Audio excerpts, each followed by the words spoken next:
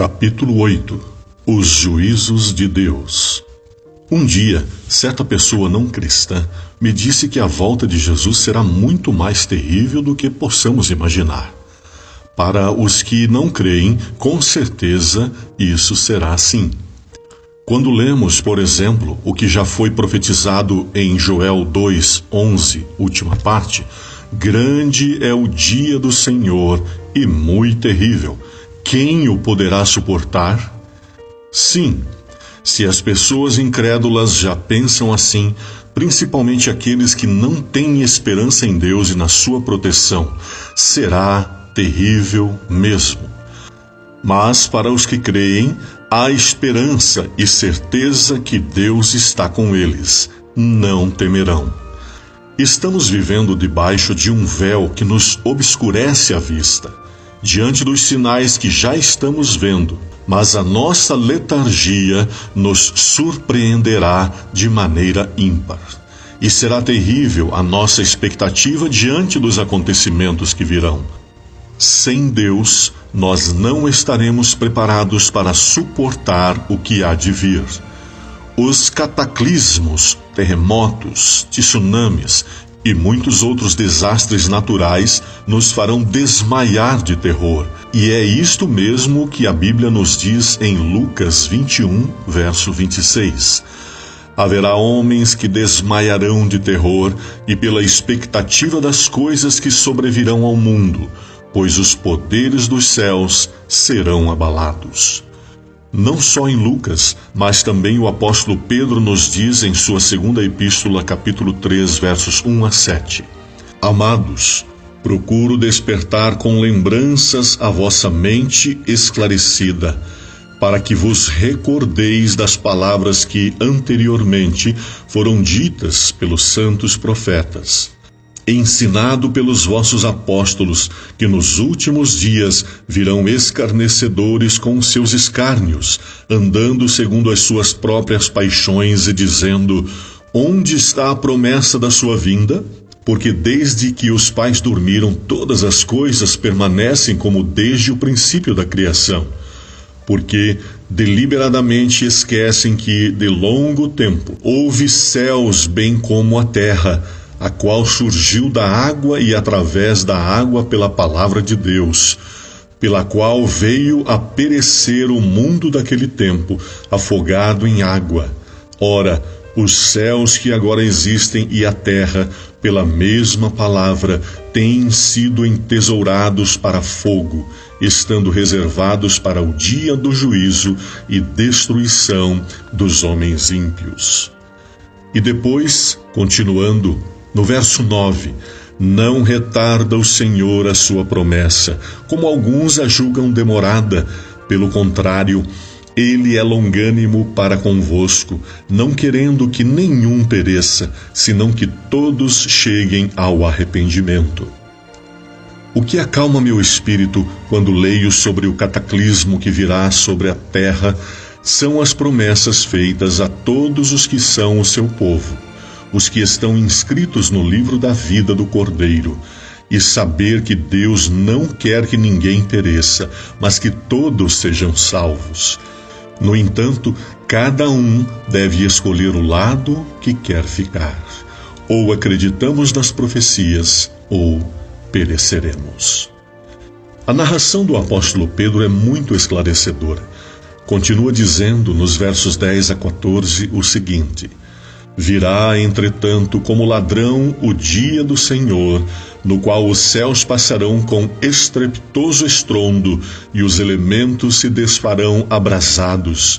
Também a terra e as obras que nela existem serão atingidas, visto que todas essas coisas hão de ser assim desfeitas, esperando e apressando a vinda do dia de Deus, por causa do qual os céus incendiados serão desfeitos e os elementos abrasados se derreterão. É de arrepiar e estremecer os ossos o que está escrito sobre o futuro do nosso planeta. E não temos como fugir dessa situação. Isto vai acontecer. não é ficção, mas já aparecem notícias aqui e ali dos acontecimentos catastróficos no mundo, geleiras derretendo, os astros se aproximando em sua rotação do planeta Terra. Os cientistas e astrônomos já estão abismados pelas descobertas que estão sendo reveladas a eles. Muitos deles, sendo ateus, diante dos fatos iminentes, estão se dobrando ajoelhados diante da criação divina e diante das coisas que estão observando, mas que não podem ser divulgadas porque esta situação cósmica e da Terra pode causar pânico geral sobre a população humana. Assisti a várias palestras de estudiosos no assunto e as incríveis descobertas feitas por eles, nos alertando sobre o cataclismo que virá a acontecer e em breve. Precisamos estar atentos e certos de que isto vai acontecer. Precisamos conhecer os fatos.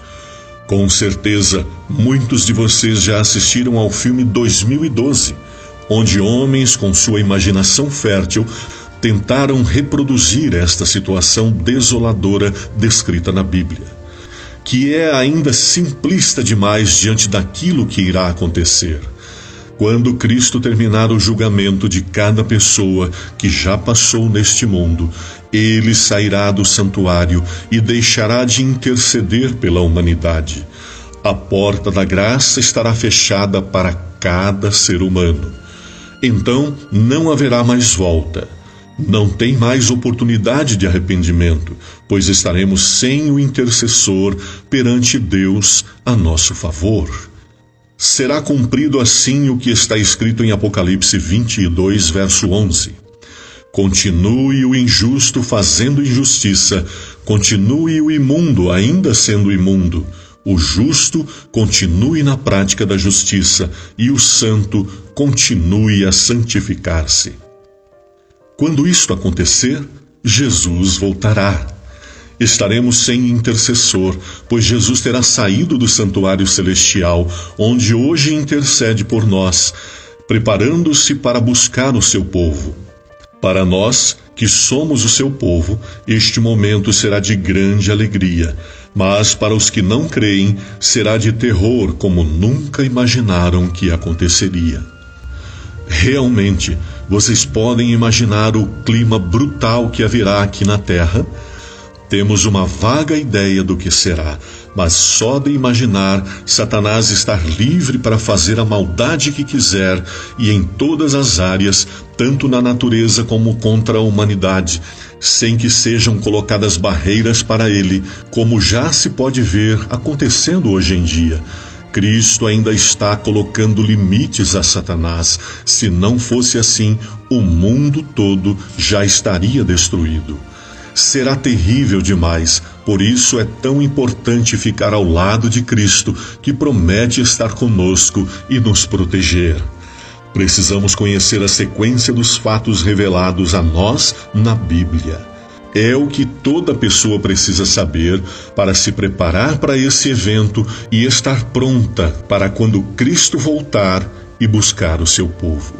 Deus nos revela não só o que vai acontecer, mas também o livramento de todos aqueles que assim o quiserem. Por isso, é necessário conhecer as profecias. O livro de Josué, capítulo 21, verso 45, diz: nenhuma promessa falhou de todas as boas palavras que o Senhor falou à casa de Israel. Tudo se cumpriu. E como afirma Daniel 12, 1, a última parte, mas naquele tempo livrar-se-á o teu povo, todo aquele que se achar inscrito no livro. Também, em 2 Pedro 3,13, o apóstolo continua descrevendo a cena, nos dando esperança em toda esta situação desoladora. Nós, porém, segundo a sua promessa, esperamos novos céus e nova terra, nos quais habita a justiça. Sim, quando tudo isto estiver acontecendo, Jesus voltará a este mundo para buscar o seu povo.